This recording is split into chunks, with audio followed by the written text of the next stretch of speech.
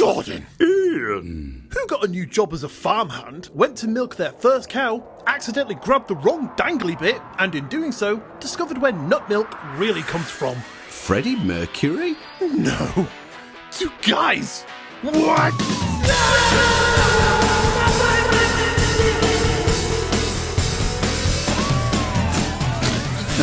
Hello and welcome to episode 97 of Two Guys What's Up, the weekly comedy podcast where for my morning coffee there's only one place that I like to get my nut milk from, and that's from this guy, Jordan. Jordan, how are you? I'm a bit empty now. Yeah, I had a few coffees this morning. You did, and you wanted extra milk, didn't you? Yeah, and then, there was the cereal as well on top of that, and by that time you were almost running dry anyway. You wanted your coffee milk extra frothy, and it burnt a bit.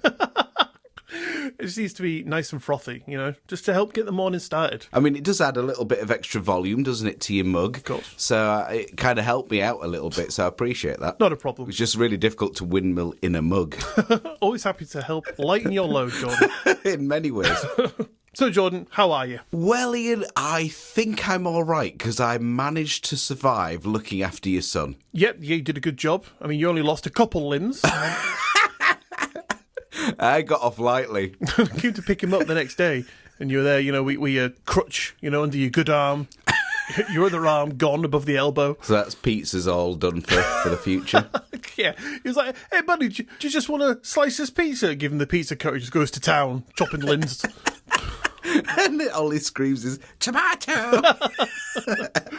His first words. Oh, he was a good boy. He was a delight, actually. And I feel like me and my wife had a bit of a hack when we took him to a nearby pub that had a soft play area for £3 all day. Yep. We just kind of sat and drank coffee and ate some lunch while he just fucking loved himself for hours on end, running around. Yeah, you've discovered the knack. You found the secret. I did. Don't tell anyone, because, you are now giving information that parents hold dear. They don't want to be telling people that, because then they'll be like, what, you just take your kids to a fucking soft play area? It's like, mate, if you only knew. Well, what a great invention, though. Oh, yeah. Because you can just relax as a guardian or a parent. Yep. And then they can just enjoy themselves for literally hours, wind themselves dizzy. And it's just great. They can't really do much harm to themselves. It's all like basically a padded cell, isn't it? Just a little forewarning for you. Go on. Should you eventually ever have children yourself, yeah, and you think, I've got this knowledge, I've got the knack down, I know what the fuck I'm doing going into this, easy peasy, mate, I know how to keep my children happy and get them nice and tired, just be aware that you haven't yet experienced the come down afterwards. So when you leave that soft play area, it might not happen this time, but if they tire themselves out so much that they're overtired, and you're like, we need to go and have tea, and they're like, no, I want to go fucking bed, essentially. Right. That is when you experience the fucking meltdown, and you are lucky. You haven't got that yet, right? But just be aware that that's a thing going forward. Okay, well, if that's the case and they want to go to bed, fuck it, they can go to bed. And then as long as you wake up at the same time... No, you see, there's a thing, right? Because if you send them to bed during the day and then that throws off their night schedule, then you're getting a child that's up at 4 a.m, right? You need to work it perfectly so they're just the right amount of tired so that they've had the fun, they can come home, have the tea, have a good night's sleep. I don't want to put you off, but I'm just letting you know. I don't want you running headfirst into parenthood, so being like, this is going to be so easy. And then, getting smacked in the face by this brick wall and being like, Iain, you lured me into a false sense of security, you bastard. I'll be like, I warned you. I can now say that confidently, okay? That is fair enough. And it's taken on board. But I'd like to think we didn't do such a bad job. No, you did fine. That's perfect. 24 hours of parenting, that's fantastic. But when you have one in your house full time, that is when the horrors start. Very true. I'm sure. Just letting you know. They will test the boundaries a little more then, won't they? I'm sure. Now, I mean, feel free to take my children for a week, experience it in all its HD colour. Oh, I'm sorry. I'm just a little bit busy. Oh, okay. I would if I could. Damn it. Shucks. Sorry, darling, he's not falling for it. I tried. Tell him you'll pay him. It's fine. No, it was really good. And I should just mention that there may be a slight interruption to the proceedings today because I have an engineer due who is on the current status screen on my computer says he is 2 jobs before me. Don't know what that really means, but we're within almost the allotted time frame, so he may or may not turn up. we'll see. Okay, Jordan, so in saying that, does that mean that you are indeed going to leave the recording going? So there's like 3 hours of space in the middle. It's like a 5-hour episode. Is that a problem? Hey, mate, it's fine by me. I don't need to do anything. If this episode comes out really long, you know why. But I can't remember if I explained this on the podcast, but my freezer door of this big American fridge freezer ended up having a little scratch on it. Did I explain that? I can't remember. I don't think so. To me, you did. Yes. Yeah, you sent me photos. You let me know. I was livid for you, mate. Yeah, I had to hold you back, didn't I? You were like, Yep. F***ing LG, you f***ing bastards. And I was like, Ian, it's fine. They're coming to fix it. No, Jordan, this is not right. We were sat at dinner, and for some reason you decided to break the news just as I was about to tuck into my lasagna. Yes. And it got thrown. Smashing the table with my fist, just like, why? Why, LG? Why? Yes. You like to calm down. But I think you're slightly over it now, aren't you? I'm just hoping that me explaining this won't make you livid again. Fucking barely, mate. I'm triggered. Yeah, I'm sorry. I'm seeing red. Why, LG? Why? Oh, no, it's fine. Basically, long story short, it was a little bit of a scratch on our brand new American fridge freezer. It's fine. Got an engineer out, ordered the doors, and it's getting replaced today. Wait. However, there was a slight issue. Oh, God, no. Why? Ian, don't get livid. It's happening, Jordan. I can feel the anger rising. Because every single thing that you've done, every step of the way in this new renovation to your house has been an issue. Fucking 2 deliveries of your, what was it, your table was damaged? Oh, it was the TV bench that we ordered. Yeah, that's the one. You know, that was fucked. The table came, only had 2 legs. Your fridge just got a fucking scratch on it. Delivery driver only had 1 arm. He'd met my son, hadn't he? Tomato! Yeah, he went to this soft play area. That was it. So basically, this is where I think I didn't tell you this story. Right. After your son stayed with us, I was in my room between lessons, waiting for a student, when there was a knock on the door. Right. And it was a FedEx delivery driver who had a huge truck out the front. And he says to me, "Hi, is it Jordan? I've got a pallet for you." Okay. And I thought, a pallet? I didn't order a pallet. For one thing, didn't know that they were due to come, so it's lucky I was in. But then I said, a pallet? Well, I don't think so, but you can let me know what it is. And he said, I'll bring it out for you. And out comes 4 huge boxes. So it turns out LG decided it was a great idea to not send just 1 freezer door replacement, but 4. Are you kidding? This is genuine. And combined, those boxes were bigger than the American fridge freezer itself. So I had the humongous task of not only storing these beasts, but then finding out what on earth do I actually need. Because in my head, I was trying to justify it, thinking, well, maybe they do need it. Maybe, there's a part in each of these and it's just well packaged. Yeah. But I was thinking, well, it can't be. So I looked at the consignment stickers and one of them said 1 of 1. And then the other one said 1 of 3. 2 of 3, 3 of 3. Right. And all of them on the invoice had exactly the same item description. Okay. So I came to the conclusion that, yeah, they fucked it up.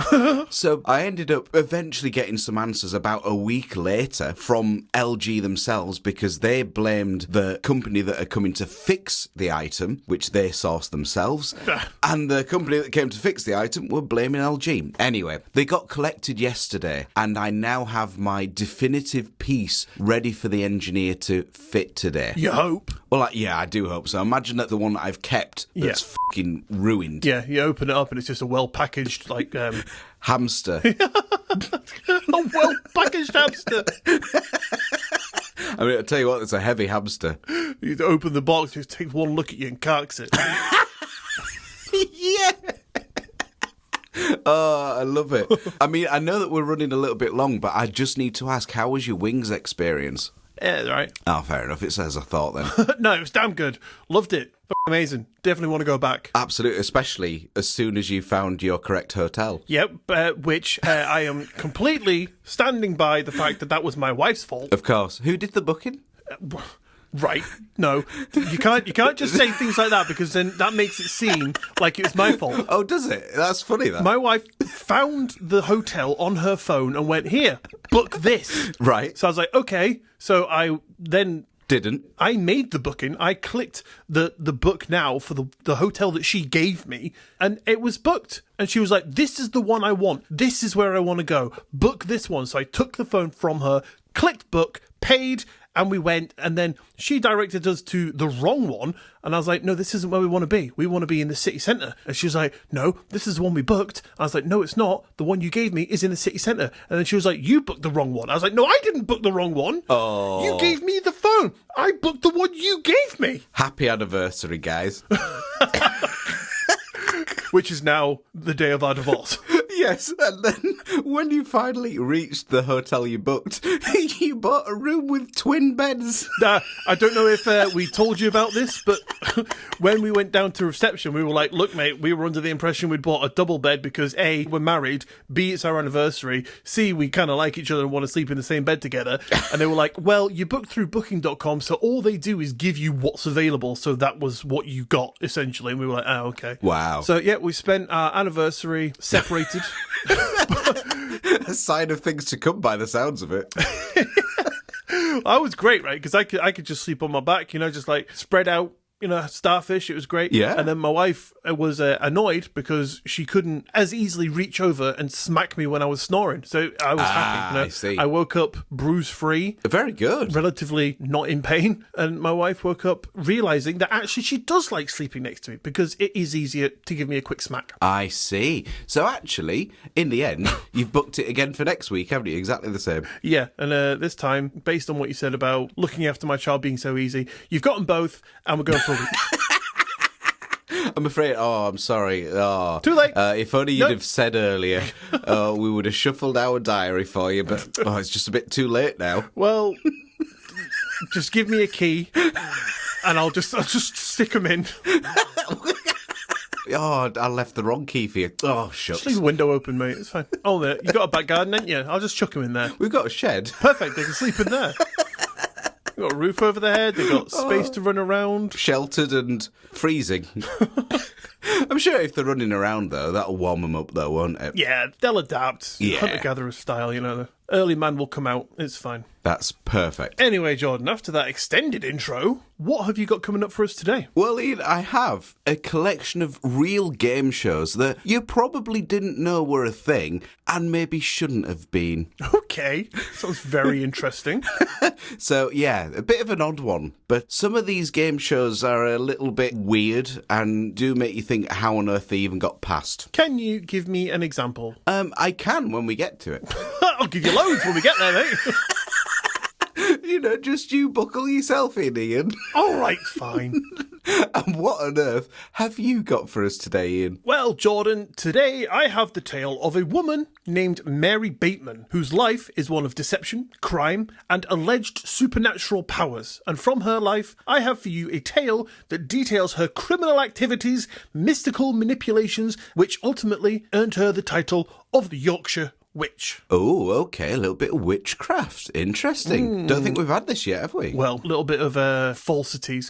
Okay, no spoiler alert then, so... No spoiler alert.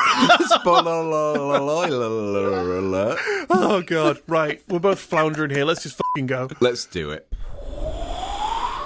Mary Bateman was born in 1768 in Assenby, a village in the North Riding of Yorkshire, not far from a place that you might know named Thirsk, which, Jordan, is just 44 miles from us. That is pretty close, although that is actually where the emergency vets are, and that's far enough. Are you kidding? That's where you go for your emergency vets? That is where the emergency vets is based. Which seems ridiculous. Yeah. Out of hours. Dogs bleeding to death. And they're like, oh, just take an hour and 20-minute drive. Be fine. Oh, my dog's choking. Oh, it's all right. Just make your way, pal. It's pop me in the car. And just forget about him, because that's as good as it'll be. Fucking hell.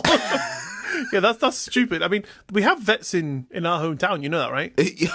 Yeah, our vet is based in our hometown, but the out-of-hours practice is Thirsk. I am adamant that my wife has taken my father-in-law's dog to the out-of-hours vet here in our hometown. There are definite out-of-hours practices in our hometown, but for whatever reason, the local vet that we're assigned to has the out-of-hours at Thirsk. and it's a bit ridiculous. Okay. It never used to be, but it has become so. Fair enough. I mean, not really. I think it's fucking stupid. Oh, yeah, totally agree. But, I can't do anything about it, so... Why not, Ian? I don't have the power of change, pal. I'm sorry. Okay. Sorry, continue. Not a problem.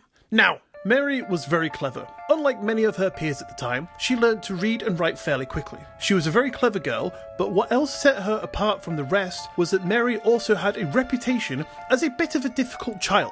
She had a crafty side and was often accused of things like petty theft around her village. But as she grew older, where you might have thought that she would have matured out of such behaviours, she unfortunately did not grow out of her knack for manipulation and mischief, which only grew with her. So by the age of 13, she was working as a servant girl in the nearby village of Thirsk, but her time here was short-lived, as at 20 she moved to York to work as a dressmaker. But here, as was seemingly her way, she quickly got herself into trouble and had to flee the city after being implicated in a burglary. I can't say that word.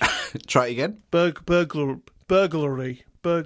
That's it. Burglary, that's the one. Well done. Thank you. Pat on the back. Have you ever heard a Scottish person try and say purple burglar alarm? Purple.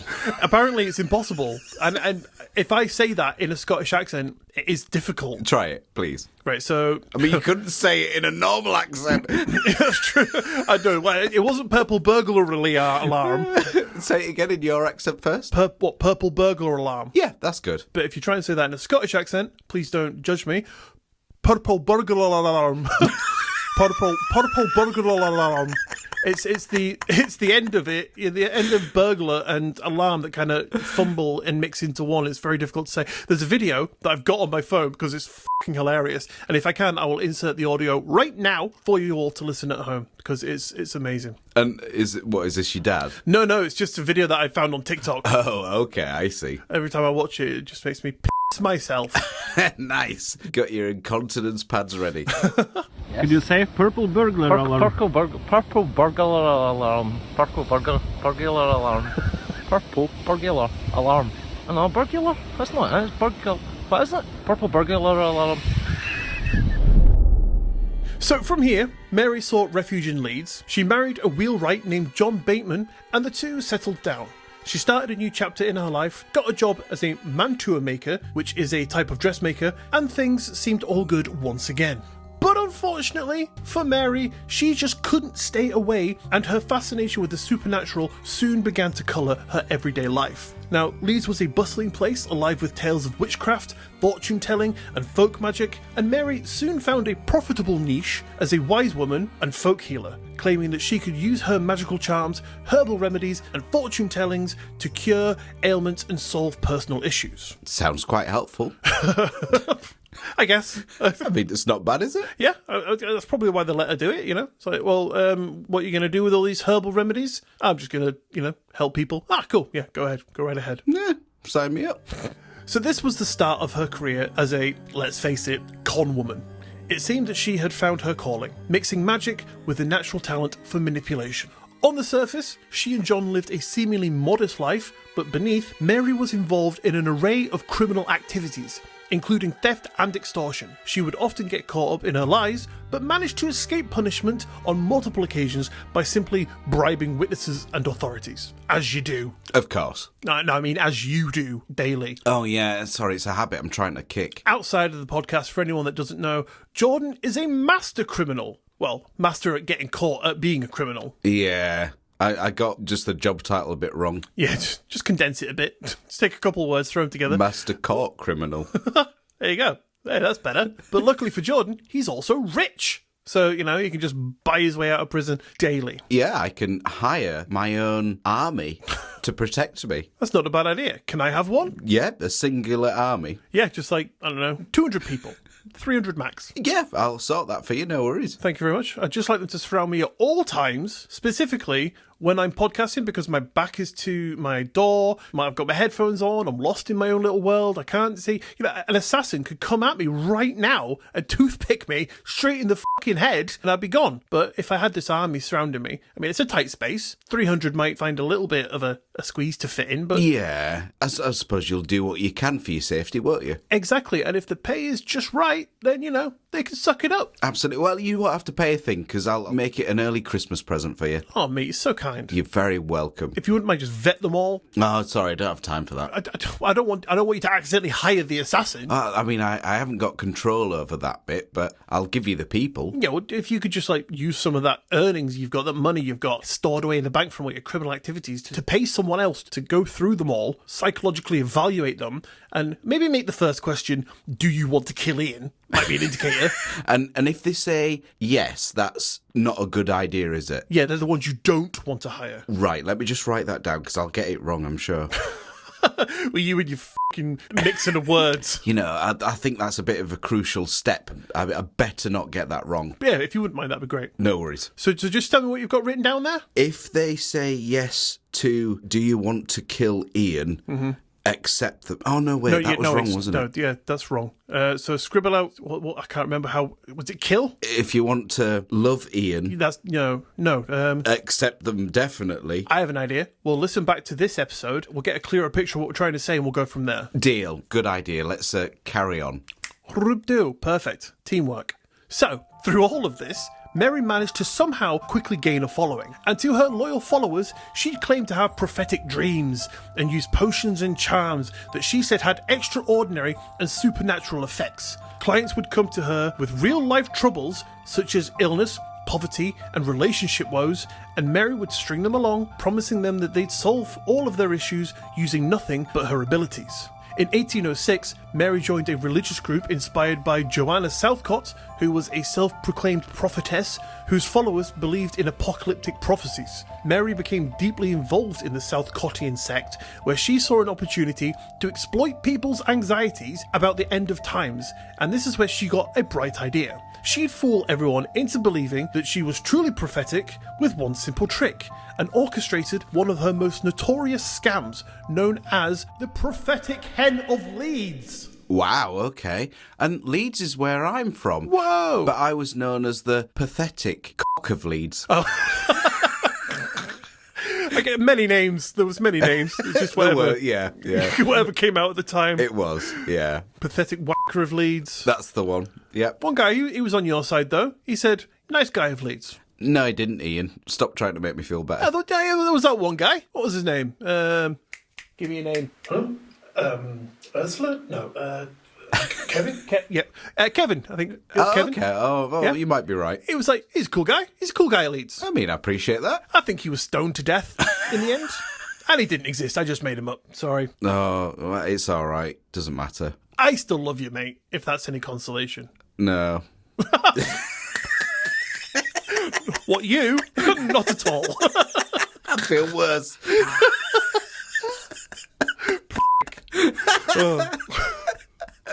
So, what she did was, she convinced locals that she indeed owned a magical hen. That's right, you did hear me correctly, a magical hen. She would charge curious onlookers a penny each to witness this miraculous bird that would lay eggs with prophetic messages scrawled on them. They'd usually give messages like, "Christ is coming," or have words about the upcoming end of times and warn of impending doom. But when someone took the hen away from her and sat with it for a bit, watched it lay some eggs, they saw that they were normal eggs, and so it was found out that yes, of course, the hen was not predicting the future. And now, Jordan, you are a magician, and I am dying to know, because I know it's been rattling around your little noggin as I've been talking about it, how do you think it was that she was able to pull off this deceit and fool the locals? So, immediate thought is it could be a false hen. False hen. That's a good idea, mate, but wrong. Okay, it could be that she simply swaps the egg out. Ooh, a little switcheroo. Yep. Sorry, mate. It could be. Don't know what that was.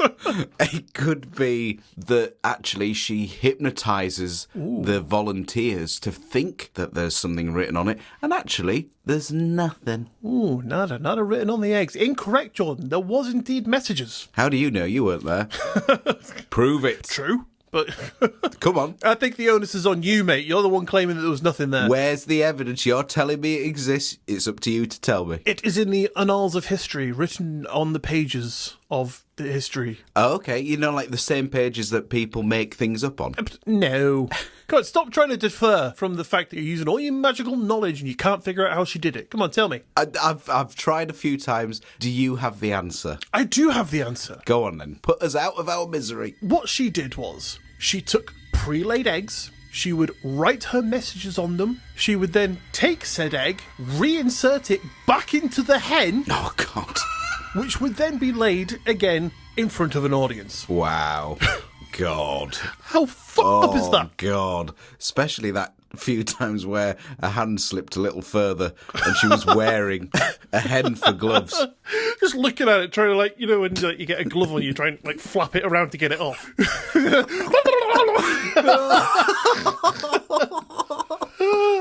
Oh, it did seem to enjoy itself, though. Oh, it's a hell of a time. But I want to know how she pushed it in. Without breaking it. Yeah, without breaking it. So obviously when it comes out, you know, the muscles are all working together and, you know... It's designed for that. Exactly, you know, it all pops out nicely. But when you then take the f***ing egg and try and shove it back into the hen is going to be like, what are you doing? Do you reckon she had a little permanent marker just as it came out, quickly scribbled it and then tried to push it back? Didn't quite fall out. Oh, right, yeah, maybe. Oh, God.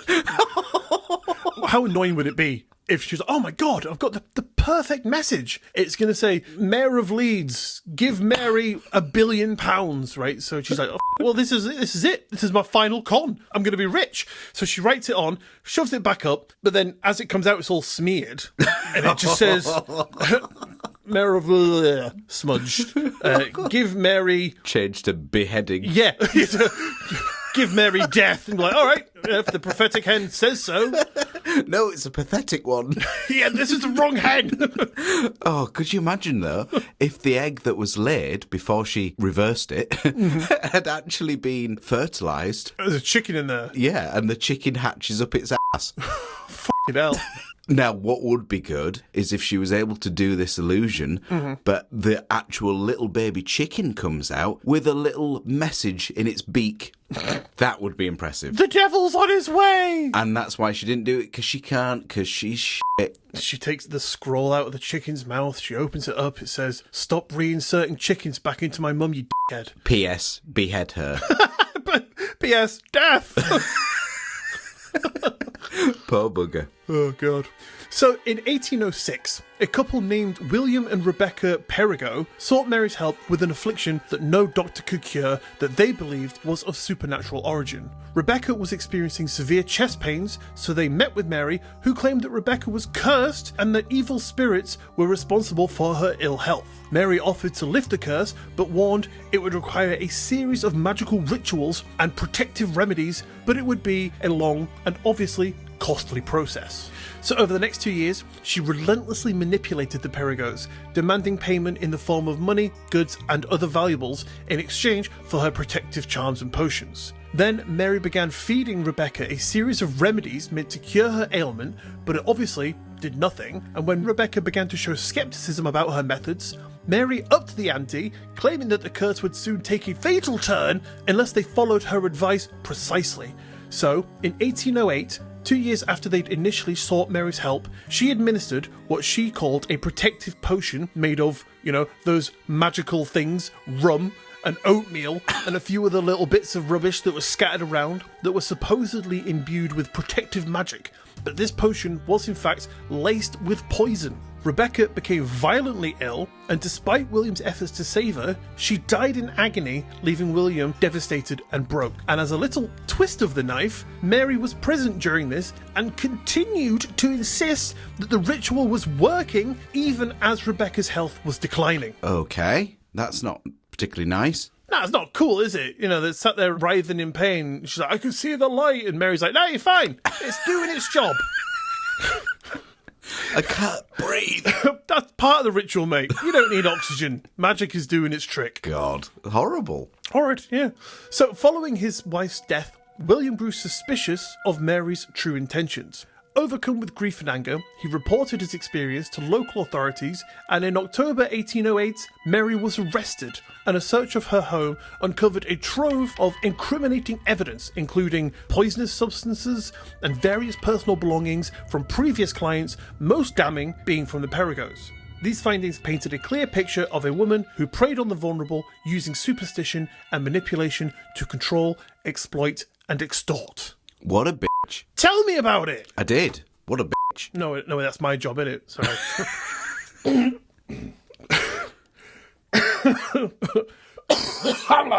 You alright? Maybe. Did she inflict this on you? She's here. Right. She's in the room. She fed me a poisoned egg. Oh no, Ian. It said, "You're a dickhead" on it. Oh, and you still ate it? I was hungry, mate. I haven't eaten today. Oh, that arm is a bit too little too late. I know. What the man? I thought they'd be here by now. Sorry. Fine. It's fine. I'll power through. Alright. Poison schmoisen. It's part of the magical restorative process. Mary, is that you? Hello. It is her! If proof was ever needed. So with this, Mary was arrested and her trial became a sensational event. Witnesses came forward recounting their own disturbing experiences. Her many cons gave the court a clear picture of her long history of being a not-so-nice lady. The evidence was overwhelming, and yet, with all of this evidence mounting against her, Mary still protested and claimed her innocence, saying her supernatural abilities were genuine and that her practices were all done to help others. And, I mean, I guess you would do that because you're not going to be, like, on the stand and they're like, "We think you're a manipulative, horrible killer." You're going to go, yeah, it was, yeah. Lol, you got me. If you're being accused of such things and your story was that you were magic, that's all you can do is go forward with that. It's true, yeah, and then be like, "And where's my hen?" Yeah, where's my fucking hen? A call to the stand, hen? Prophetic hen? Like, you're not a solicitor, mate. You're on the stand yourself. Shut up. Imagine that, like, they're asking the hen the questions and it just starts laying eggs for answers. One egg per word. There's a lot of stuffing. But they'll eat for a week. So through all of this, Mary was found guilty of fraud and murder. And on March 20th, 1809, Mary Bateman was executed by hanging in front of a large crowd who had come to witness the downfall of the Yorkshire Witch. But it wasn't the end for her just yet. The fascination with Mary only grew after her death. Her reputation as the Yorkshire Witch kept growing, fueled by tales of her crimes and claims of her occult abilities. So they did what any normal townsfolk would do. They took parts of her skin, tanned them, and sold them as lucky charms said to ward off evil. Wow. The end. Why would you want to have parts of her anyway? She's literally just been hanged in front of you because she was a liar, a con person, a murderer, and then someone in the crowd's like, "Hey, we better take her skin just in case it's actually magic," and everyone's like, "Yeah, good idea." Start chopping bits off, tanning it, and we're like, "Well, now I'm safe." Oh, that's horrible. When are we going to have that on Patreon tier? Oh, it's been there for months, mate. Oh, has it? I don't know if you've seen. I wondered what that little old bit of leather was. I wonder why that guy's at my window with a knife in his hand just peering through like, "It's time, Jordan. The customers are waiting." Oh, that's horrible. I've never heard of this story. You know what? Neither had I until my dad sent me a recommendation and said, "Cover this story, you shit." And I was like, "Whoa, you got it, bro."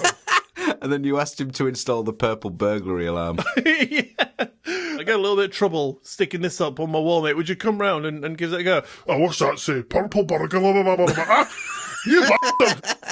You know I can't say that. Oh, I'd love an actual sound clip of your dad saying it. I will give it a go. I doubt you will be happy to get his voice out there, but we'll see. I mean, we could muffle the voice. It can be, you know, like when people come forward as a victim. Yeah, and then they just shit. Yeah. There you go. Because based on how my dad actually sounds, you know, given my fantastic impression, that would just be like... Well, no, we could pitch shift it up. So that...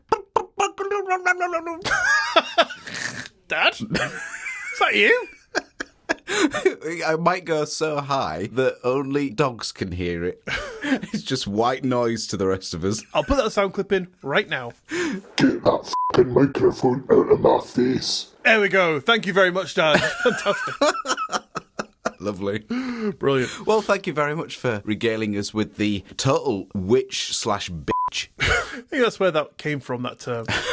Yep. Not a problem, mate. You are always welcome to hear my crazy ramblings. And I appreciate that. And I appreciate that. And I appreciate that you appreciate that. Agreed. All right, Jordan, not a problem. Anyway, I am dying to hear about these game shows that shouldn't be game shows. Me too. And also the status says your engineer has one job before yours. So, Whoa! we'll get through it, shall we? Power through. So real game shows that you probably didn't know were a thing and maybe shouldn't have been. Do you want me to do game show music for you? That would be great. I thought you meant post-edit, but, rather than right this second. Well, mate, I sat in this very chair last night and fucking bashed out a song, on guitar, so I'm feeling pretty musical. You did? I just kind of figured I'd just use my newly found musical skills to bop you a little soundtrack under it. Well, I appreciate that, but it's not necessary, Do Ian. you want it? No? I'm going to do it anyway. Ian, time is short. Time is short and of the essence. Okay, right, well, let's power through. Come on, let's go. Have you heard of the game show called Win Ben Stein's Money? No, I have not. Okay. But, I'm game to play. I need some money. Fair enough, yeah. Well, it was a trivia game with a bit of an odd twist. So the host pays the contestants out of their own pocket. Okay. But actually, not really. So the small print during the credits admitted that the producers paid the prize money and not this guy called Ben Stein himself. Oh, why not just call it something like Win Some Money then? Because that's about the only interesting hook. But it's completely false. It is, but that's the only interesting hook. So it's pointless. Just come up with a different hook. You don't need to preach to the choir. Sorry. This segment is about game shows that probably shouldn't exist, Ian, not fucking great ideas. It just irked me, all right? Sorry, I went at you there. I apologise. It's fine. I'm used to it. So, the beloved monotone teacher from You Ferris vicious Bueller's bitch. Day Off was convincing enough that most contestants and viewers thought they were actually emptying his bank account. And the first half of the show allowed players to win his money, while the second half introduced Stein as an additional competitor who could answer questions correctly to defend his money. And if it sounds complicated, that's because it was, and it was cancelled in 2003. Moving on. Wait, how many episodes aired? I mean, I don't know about that. Might have been just one, a pilot. And then they thought, actually, this is shit. Where was it aired? Was it UK or America? I believe this was in the US. Right, I am going to look this up and see if it's a real thing. Because I know you're quite partial to your old fibs there. I don't know what you're talking about. You bloody fibber. It's like, these are all my shit ideas. Yeah. You're just waiting for me to go, oh, that sounds pretty good. You're like, oh, yeah, you like that one? Right, I'll send that in to ITV.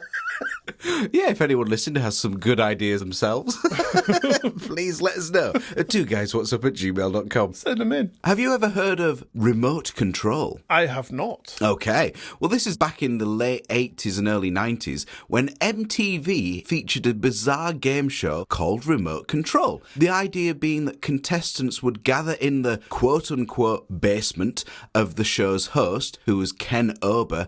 Basically, on a cheap-looking TV were 9 pop culture channels that provided questions for the competitors. The other kind of wacky features of the show were that there were frequent snack breaks, as they call them, often came in the form of the snack simply being poured on top of the contestants' heads, and voice cameos from Ken Ober's supposed mother, who would shout, presumably, from upstairs. And if you think that sounds shit, it is because it is. I mean, who the hell would insert fake clips of one of their parents into their shows? Fucking ridiculous. What a wanker. Not funny at all. Nah. Wait. Needs the head inspecting. It needs the hen. Inspect that hen. Certainly needs that head inspecting.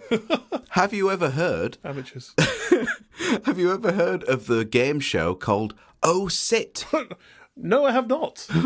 It was actually a really popular game show in Japan for a number of years, and there actually is apparently a US version too. Oh, God. So the game is based around musical chairs, but unlike any game of musical chairs you've ever seen before. Right. Because, Ian, surrounding the chairs was an inflatable obstacle course that got a little bit trickier with every round. Elements like water, mud, and flying balls, amongst other things, were all introduced throughout the game, and as the music stopped, players would need to scramble to the middle, leading to much falling over and, of course, hilarity. Of course. And to add an interesting twist to the setup of the game, the music would be played by a really good, tight live house band who would just stop randomly at any point. That's quite a cool twist. Yeah, to be honest, me saying that now, actually, I really like the idea. Yeah, it kind of sounds like that show that we had here in Britain. I cannot remember for the life of me what it's called, but it's essentially an obstacle course where you have to get like across the three big red balls, and there's like boxing gloves that come out of walls, knock you into the water. There's quite a few that's like that, and there was also the hole in the wall, wasn't there, where you have to mould yourself into the shape of this hole in the wall so you don't get pushed into the pool and stuff like that. Yeah. Have you heard of the game show called The Chair? Yes, I believe I have. Okay, do tell. Is that the one where they put someone through a lie detector? Yes, it kind of,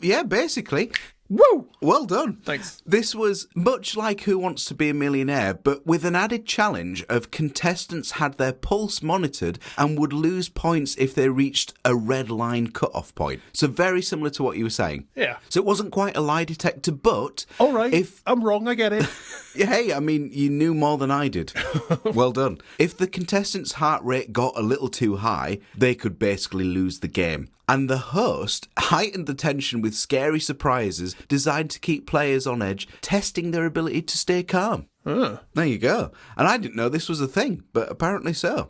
How about Man vs. Beast? No idea. Well, what you find with a lot of these game shows is that deep down there's some sort of funny, twisted, yet ridiculous element that makes them incredibly watchable. Yeah. And Man vs. Beast is one of those game shows, and it originated from the US. The name is a bit of a giveaway, but the show is all about pitting humans against animals in a range of physical activities. All right, so they don't have to fight each other. No.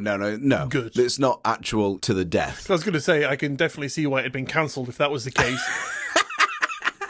I want 9 seasons commissioning, please. One of the more interesting matchups was that of a professional sprinter going head-to-head with a real giraffe in a race of 100 metres. Definitely thought you were going to say something like cheetah. Oh, that would have made sense. Yeah, that would have made sense. A f***ing giraffe. Why? Well, I mean, it could have been like a ladybird or something. Yep, I mean, I think that would probably be quite predictable.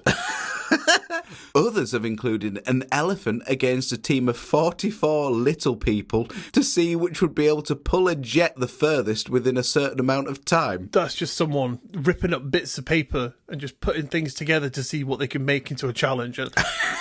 It's very true. And as you might expect, the show drew a huge number of complaints stating that the animals were being made to perform when they should really just be out in the wild enjoying their life. Yeah. Which, ultimately led to the demise of Man vs. Beast, despite it becoming quite popular. Have you ever heard, Iain, of Firm Factor? Name rings a bell. Okay. I'll explain. So it's a UK-based countryside-themed game show that originates, rather fittingly, from Wales. Okay. As the name would suggest, if you're familiar with Welsh anyway, it's all about farming. What? So the show has 10 contestants who are required to do a number of tasks in and around the farm to prove their capability is head and shoulders above the rest. So these tasks include shearing sheep, milking cows. Don't grab the wrong dangly bit. Yeah, don't get the wrong bit. And marketing their farm to make the most money. And unbelievably, the show has been on since 2009, and the winner has to make the rather random choice between the prize of a 4x4, which is kind of useful on a farm, Yeah. or a trip to Patagonia. Which is not useful on a farm. A little odd. And I'm assuming when they're saying that, they mean the place that's in South America and not just an item of clothing from the outdoor clothing shop of the same name. I wasn't aware there was one. Well, I mean, considering it's the weirdest game show, who the f*** really knows? Yeah, you've won a night out inside a t-shirt. You could have had a 4x4, but I'm afraid you drew the short straw. Here's a scarf. Fuck off. What about lizard attack? I swear this is true. I have never heard of such a f***ing game show. Please enlighten me. Well, I'm afraid, Ian, this is a game show from Japan. Right. So, Lizard Attack is played in a big dome with around 12 contestants, each with their head just above the bottom of the dome. So if you imagine like a whack-a-mole kind of game, then you're not a million miles away. On each of the heads is some sort of meat product. What the fuck? Within the dome is a big lizard. The winner of the game is the person that is able to stay in the dome the longest without being scared or ducking their head out. Okay. And obviously, the lizard is attracted to the meat, so carnage unfolds pretty quickly. There's lots of screaming, lots of shouting, and just a general chaotic vibe. But I can't help but think this kind of thing seems to have inspired, like, I'm a Celebrity with the Bush Tucker trials. It sounds very much like that. Yeah. You know, I've always kind of thought with these shows, it's like they can't put people on TV in a life-threatening situation. True. So if you're doing something to try and win money, like no matter how scared you are of, say, some lizard or something like that, you know that you're not in a position where you're going to get hurt or injured or killed by said animal. So you just be like, well, suck it up for 10 minutes. Okay, flip it the other way. Let's say you're on this game show, but the game show is that you have to put your head through this box, but there are a bunch of tarantulas there that don't have venom and also a load of slugs. So, you know, it's not going to harm you. Exactly. And if someone was like, you're going to win £1 million if you stay in here for 10 minutes, I'd be like, yeah, it. I'll just shut my eyes and I'll just think of other things. Wow. Okay. Well, I'll sign you up. Mate, if I'm getting £1 million at the end of it, yes, sign me up. I'll snog a tarantula for £1 million. How about, Ian, the game called Tor? No, not a clue on that one, me old sausage. Well, it's another one from Japan, and although it's a little different in every way to that of Lizard Attack, it's every bit as mad. I can't say it without it sounding stupid. Yeah. Hearing that name, given the context, is just hilarious. The game starts out fairly normally, with contestants having to answer questions in order to progress to the next round, as you do. Mm-hmm. But they do so from an ancient Egyptian-themed set. Okay. The contestants, however, have to answer these questions whilst having Egyptian-themed things happen to them. So, an example of that is where, in one game, someone's having to answer 10 of the most popular pet names for the year, all while getting mummified. Oh, right. And wrapped in white cloth as time ticks down. If they fail to get the questions right within the allotted time, they end up head to toe in cloth and made into a mummy, and then buried into sarcophagus and left in a tomb to rot for all eternity. The last bit's been made up. One contestant had to name all 7 continents whilst having their brain removed through their nose. It's true. Oh, hang on, I'm just getting a phone call from the engineer. Oh no! Go, go, go! A few moments later. It wasn't. It was a scam call. Carry on, let's go, quick. We're nearing the end. How about Dadajiri, which is translated to beat the bullies? Oh, sounds like a nice game. Well, we'll see. It's a game that originated in India and is one of the country's most popular games. It features a team of contestants going head-to-head against a group of bullies that are just like the stereotypes that you can imagine. The difference being, though, that the bullies aren't your standard bullies, and the contestants can expect to suffer a range of verbal and physical abuse. That's normal bully activities, isn't it? Yeah, no, but you sign up for this game show, and the bullies literally pick out the flaws in each contestant, cutting straight to the core, and if that fails, then slaps and even punches aren't uncommon. Wow. In one famous incident, a female presenter slapped a contestant, who then slapped her back, and chaos ensued. The winner of the game is the player that can last the longest before eventually submitting to the bullies. I think I've seen that clip, you know. Have you? Yeah. It sounds horrible. But obviously, not having that context that you've just given me, watching that clip, you're just like, what the f*** is going on? Why are these people just hitting each other? And why is everyone attacking that guy now? Yeah, it's kind of weird. How about the game Penitents Compete? Nope, not a clue. So this is from Turkey and takes on religious expedition and is one of the only ones in our list that contains no prizes at all. Well, I say that. The creators claim that the belief in God is reward enough. It's all based around a group of religious folk trying to turn atheists into believers. Oh my God. That is right. On the board, you have a Buddhist monk, a Jewish rabbi, Greek Orthodox, and maybe a Muslim imam. And no, it's not the start to a terrible joke. Although there is no prize on offer, the winner is the religion that can convert the most people. Wow. The more people they convert on each show, the higher the score. Sounds like a right f***ing laugh. Yeah, that sounds f***ing horrible to watch. I'll sign you up. There's no point in these kind of discussions, you know. If someone is staunch in their beliefs, Yes. you know, unless they're open to change, then they're not going to easily just be like, oh yeah, I guess you're right. Everyone in their own minds is always the one that's right. If you don't believe in religion, you go on the show and someone starts preaching at you, you're not just going to be like, guess you're right, mate. You win a prize. Oh, no, you don't. You imagine by the end of it, if the guy who is trying to be converted deconverts all the rest of them. Yeah, bonkers. But that is a game show for you. Your prize is atheism. Sounds great. It does, doesn't it? I'll give you a penultimate one. Touch the truck. No. Okay. Well, this is originated in the UK, and it was a straightforward game show where contestants had to keep one hand on a truck for as long as possible. Ah. It was hosted by Dale Winton, Good. and participants had to It's a ensure... blast from the past. Fucking hell, I got smacked in the face by nostalgia. Yeah. Participants had to endure exhaustion, physical discomfort, and the need for sleep and bathroom breaks. The last person with a hand on the truck was the winner, and viewers could even follow the action live through webcams. Whoa, fucking, yeah.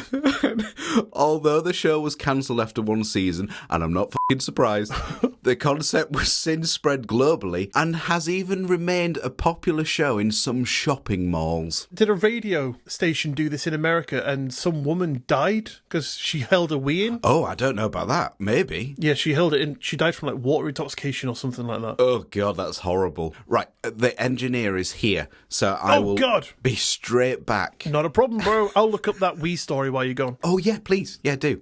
6.5 hours later. Hello, are you still here? I'm everywhere, buddy. Nice. Good news, the engineer's here, and the door seems perfectly fine, so he's going to fit it now. Hey! While you were gone, Jordan, I found the story that I was thinking of, and I had mixed two stories together. Oh, okay. First one that I was thinking of was a woman named Jennifer Strange, who was a 28-year-old mother, was among 18 people who were entered into a Hold Your Wee for a Wee competition. Oh, God. And, yeah, she held her wee for a bit too long and died of water toxicity. Does that technically mean she won or lost? I'll let you deliberate over that, mate. I mean, it's a good effort. Go sit in a corner and have a think. And then I think the story that I'd mixed it up with was one that I didn't even really know that I knew. But apparently a 24-year-old man took part in a hands on a hard body contest in 2005 to win a Nissan pickup. So it's a similar thing that you were talking about where you put your hand on a car, last one to take it off wins. Right. But after the third day, he apparently took his hand off the truck, went across the road, stole a gun and ammo, and shot himself. Wow. Okay. An interesting end. Yeah, I guess he really wanted that truck. So yeah, there you go. Filled you in. Brilliant. Well, thank you for letting me know about that, but that is strange. Not a problem. So, Ian, final one on our list. And I feel like it's a little bit of a sadistic game show, in my opinion. We'll see what you think. Sexy. It's called Repo Games, as in repossession. Okay. This was aired by Spike TV that featured two men arriving unexpectedly to repossess a family's car. So it was a game show with real bailiffs. Oh, right. So they were actually due to collect and repossess these cars. Oh, so it's just a different spin on can't pay, take it away. It really is. Because the catch is, if the family could answer a series of trivia questions correctly, they got to keep the car. Fucking hell. And I'm presuming, like, the network just paid it off. Yeah. The outstanding debts. Can you imagine how horrible that'd be? It's like, hey, we're here to take away your livelihood. Want to go to work tomorrow? Maybe you can, if you can answer these 5 questions. When was the last time you paid your bill? If not, God. bye-bye, car. So, yeah. I mean, it's making light of a dark situation for some families, Absolutely. It feels in very bad taste. Definitely. So there you have it, a collection of genuine, true, real-world game shows that you probably didn't know were a thing, and maybe some of them should never have been. Totally agree.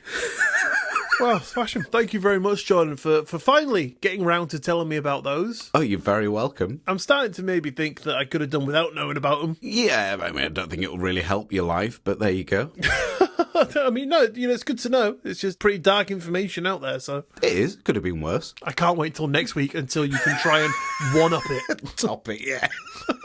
I feel like we should probably make this outro quite quick, so should we make it speedy? Let's blast through this, pal. Deal. Thank you for tuning in to today's episode of Two Guys What's Up. Don't forget to follow the show wherever you listen to us so you don't miss another episode, and maybe even tell a friend. Where are you going to take your friend, Ian? Nowhere. In the spirit of just blasting through, mate, just tell your friend. The end. Okay, yeah, fair enough. And if you'd like to get in touch with us, our Linktree link is in the bio of this episode, which you can click on and be jetted off to every single link you will ever need for all your Two Guys What's Up essentials. Want to get your own Two Guys What's Up t-shirt? Click the link. Want to tell your friend? Click the link.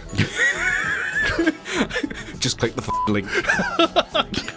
And don't forget, we now have Patreon, where you can find all of your Two Guys What's Up extra essentials, including pin badges, shout-outs, and t-shirts. And if you really can't get enough of our fantastic tales and really fast-talking voices, well, then now you can get more, because we now release bonus episodes which come out on the last Friday of every single month. There's currently 16 out there waiting for you to go and tell your friends about. All that is available right now, just starting with the bonus episodes for £3 a month. Bargain. So if you want to help support the show and get some cool stuff while you do so, head over to patreon.com/Two Guys What's Up to check out all the goodies over there. The link will be down below for you. Click in leisure. But if you can't do that, but you still like to help us out, then a 5-star rating and review in your podcast app of choice would be the best way to help us out, and we would be eternally grateful. Eternally so. But on that note, thanks for listening. Go tell your friends. Have an amazing week, and we'll see you next Monday. Bye!